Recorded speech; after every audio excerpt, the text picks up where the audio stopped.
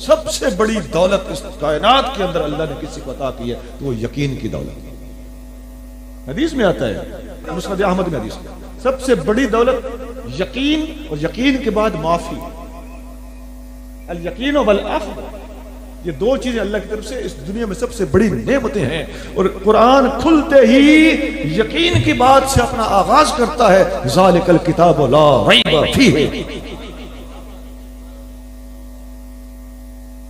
اور دوسرا خیال آ جانا، یہ وسوسے کا دل میں آ جانا، یہ بے یقینی ہے. اور قرآن کا اختتام بھی الذی یوسوس فی صدور الناس پہ ہوتا ہے، من الجنۃ والناس.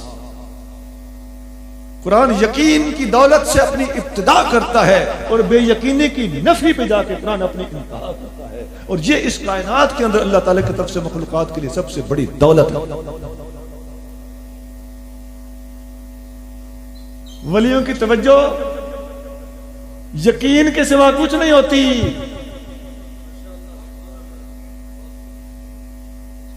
کنسنٹریشن یقین کے سوا کچھ نہیں ہوتی. نبی پاک صلی اللہ علیہ وسلم فرماتے ہیں اللہ سے دعا مانگو جزم کے ساتھ، قبولیت کے یقین کے ساتھ دعا مانگو. ڈلی ڈلی دعائیں نہ مانگا کرو، چاہو تو کر دو چاہو تو نہ کرو. حضور منع فرما رہے ہیں.